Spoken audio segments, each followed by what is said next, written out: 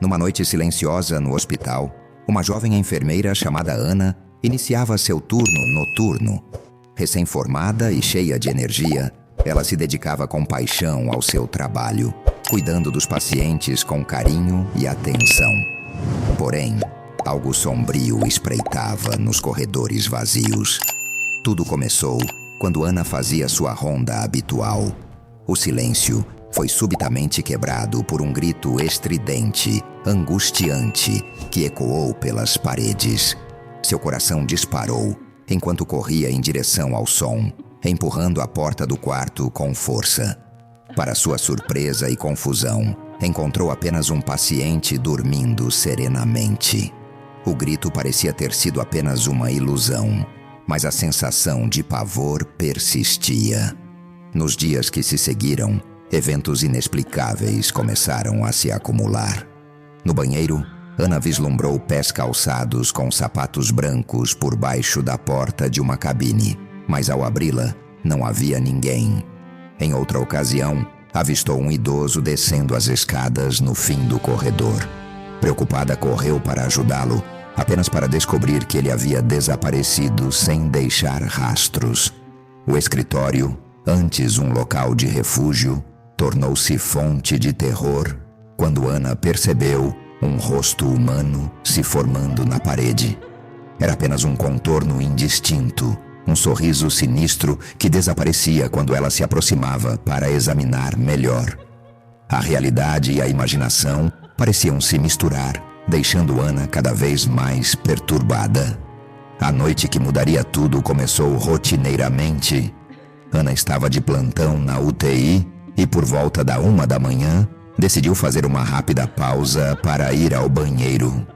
O corredor vazio ecoava com seus passos solitários enquanto ela se dirigia ao sanitário próximo à sala de emergência.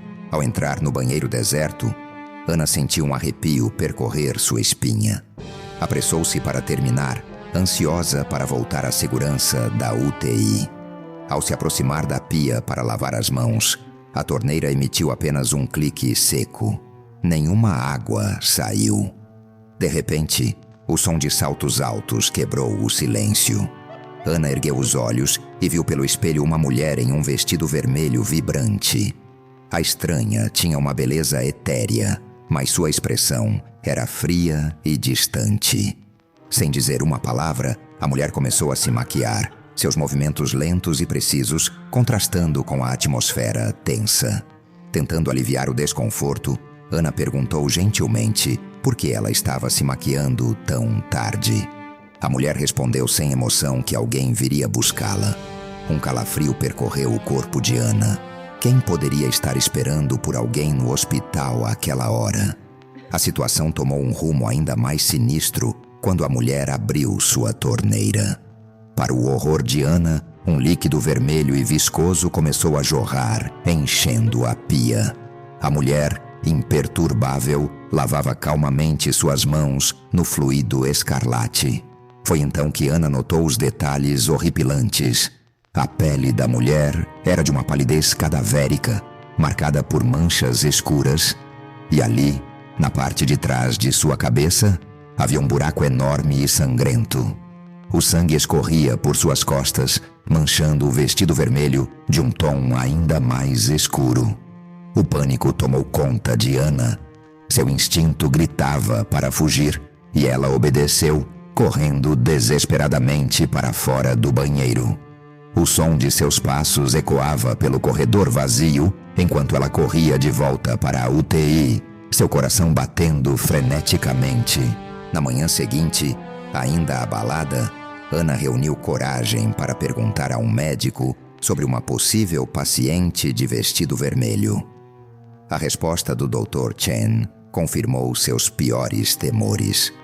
Uma mulher havia sido trazida para a emergência na noite anterior, mas não sobrevivera devido à grande perda de sangue. Assombrada pela experiência, Ana começou a questionar sua sanidade e sua escolha de carreira. consultou um especialista sobre sua data de nascimento, descobrindo que possuía uma constituição que a tornava mais suscetível a experiências sobrenaturais. O hospital, um lugar de cura, havia se transformado em um portal para o desconhecido. Atormentada por visões e lembranças do rosto pálido da mulher, Ana tomou finalmente a difícil decisão de deixar seu emprego no hospital. A fronteira entre os vivos e os mortos havia se tornado tênue demais e ela não podia mais suportar o peso desse conhecimento. Com o coração pesado, mas determinada a proteger sua saúde mental, Ana se afastou dos corredores assombrados, deixando para trás os segredos sombrios que o hospital guardava.